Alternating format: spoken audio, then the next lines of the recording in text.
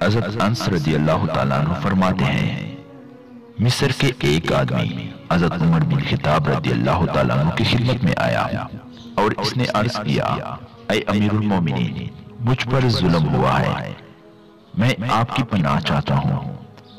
حضرت عمر رضی اللہ تعالیٰ عنہ نے کہا، ہاں تم میرے مضبوط پناہ میں ہو۔ تو اس نے کہا کہ میں نے حضرت عمر بن عاص رضی اللہ تعالیٰ عنہ کے بیٹے محمد سے دوڑنے میں مقابلہ کیا تو میں ان سے آگے نکل گیا، تو وہ مجھے کوڑے مارنے لگا اور کہنے لگا، میں بڑے اور کریم لوگوں کی اولاد ہوں۔ اس پر حضرت عمر رضی اللہ تعالیٰ عنہ نے حضرت عمر رضی اللہ تعالیٰ عنہ کو خط لکھا کہ وہ خود بھی مصر سے مدینہ آئے اور اپنے ساتھ اپنے اس بیٹے کو بھی لائیں۔ چنانچہ حضرت عمر رضی اللہ تعالیٰ عنہ مدینہ آئے تو حضرت عمر رضی اللہ تعالیٰ عنہ نے کہا، وہ شکایت کرنے والا مصری کہاں ہے؟ کوڑا لو اور اسے مارو۔ وہ مصری کوڑے مارے جا رہا تھا اور حضرت عمر رضی اللہ تعالیٰ عنہ فرماتے جا رہے تھے، کمینوں کے بیٹوں کو مارو۔ حضرت انس رضی اللہ تعالیٰ عنہ کہتے ہیں، اس مصری نے حضرت عمر رضی اللہ تعالیٰ عنہ کے بیٹے کو خوب پیٹا اور ہم چاہتے تھے کہ وہ انہیں خوب پیٹے، اور اس نے مارنا تب چھوڑا جب ہمیں بھی تقاضا ہو گیا کہ وہ اب اور نہ مارے، یعنی اس نے مارنے میں کوئی کسر نہیں چھوڑی۔ پھر حضرت عمر رضی اللہ تعالیٰ عنہ نے اس مصری سے فرمایا، اب حضرت عمر رضی اللہ تعالیٰ عنہ کو بھی مارو۔ حضرت عمر رضی اللہ تعالیٰ عنہ کا مقصد اس پر تنبیہ کرنا تھا کہ حضرت عمر رضی اللہ تعالیٰ عنہ کو اپنے بیٹے کی ایسی تربیت کرنی چاہیے تھی جس سے اس میں کسی پر بھی ظلم کرنے کی جرات پیدا نہ ہو۔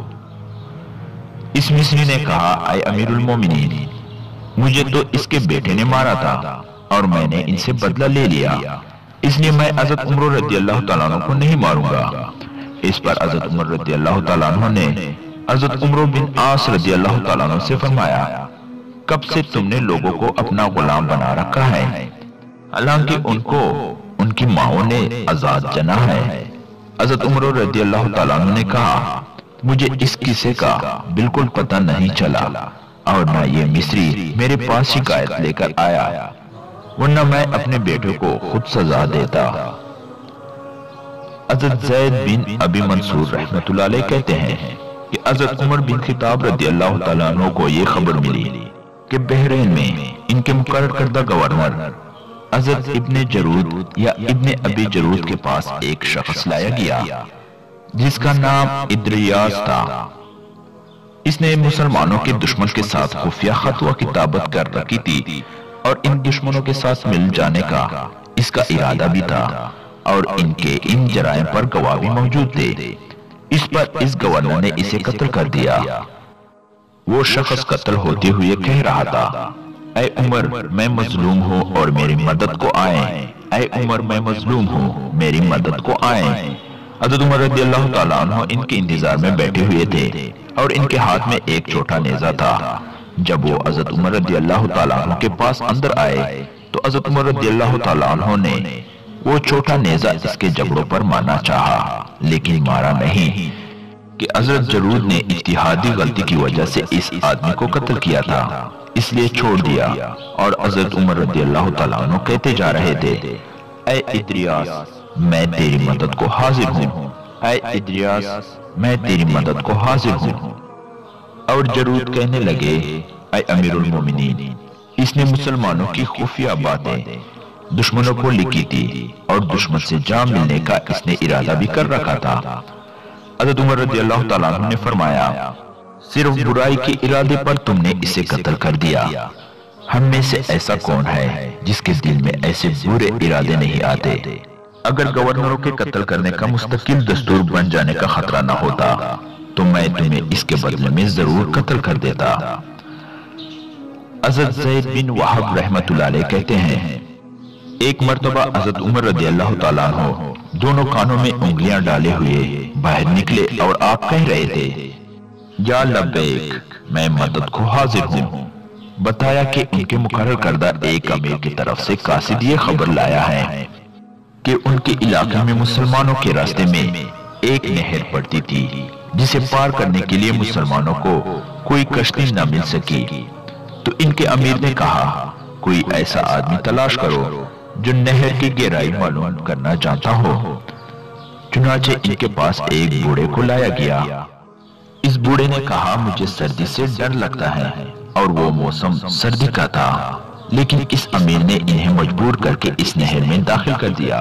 تھوڑی دیر میں ہی اس پر سردی کا بہت زیادہ اثر ہو گیا اور وہ زور زور سے پکارنے لگا، اے عمر میری مدد کو آؤ، اور وہ بوڑھا ڈوب گیا۔ اور اس بوڑھے کی فریاد کے جواب میں حضرت عمر رضی اللہ تعالیٰ عنہ کانوں میں انگلیاں ڈالے ہوئے یا لبیک کہتے ہوئے نکلے تھے۔ چنانچہ حضرت عمر رضی اللہ تعالیٰ عنہ نے اس امیر کو خط لکھا جس پر وہ مدینہ منورہ آ گئے۔ ان کو آئے ہوئے کئی دن ہو گئے، لیکن حضرت عمر رضی اللہ تعالیٰ عنہ نے ان کی طرف توجہ نہ فرمائی، اور یہ حضرت عمر رضی اللہ تعالیٰ عنہ کی عادت شریفہ تھی کہ جب ان کو کسی پر غصہ آتا تھا تو اس سے اعراض فرما لیتے تھے، اس کی طرف توجہ نہ فرماتے تھے۔ پھر اس امیر کو کہا جس آدمی کو تم نے مار ڈالا اس کا کیا بنا؟ اس نے کہا اے امیر المومنین، میرا ارادہ اسے قتل کرنے کا نہیں تھا، ہمیں نہر پار کرنے کے لیے کوئی بھی چیز نہیں مل رہی تھی، ہم تو صرف یہ چاہتے تھے کہ یہ پتہ چل جائے کہ نہر کے پانی کی گہرائی کتنی ہے۔ پھر بعد میں ہم نے اللہ کے فضل سے فلاں فلاں علاقے فتح کیے۔ اس پر حضرت عمر رضی اللہ تعالیٰ عنہ نے فرمایا تم جو کچھ فتوحات کی خبر وغیرہ لے کر آئے ہو مجھے ایک مسلمان سے زیادہ محبوب ہے۔ اگر مستقل دستور بن جانے کا خطرہ نہ ہوتا تو میں تیری گردن اڑا دیتا۔ تم اس کے رشتہ داروں کو خون بہا دو اور میرے پاس سے چلے جاؤ، آئندہ تمہیں کبھی نہ دیکھوں۔ امید ہے دوستو آپ حضرت عمر فاروق رضی اللہ تعالیٰ عنہ کے عدل و انصاف سے متاثر ہوئے نہیں رہ سکتے۔ اللہ پاک ہمارے لیے خلفائے راشدین، اہل بیت رسول صلی اللہ علیہ وآلہ وسلم اور صحابہ کرام رضی اللہ تعالیٰ عنہ کی زندگی مشعل راہ بنا دے، اور رب العالمین ہماری کوتاہیوں پر درگزر فرمائے، آمین ثم آمین۔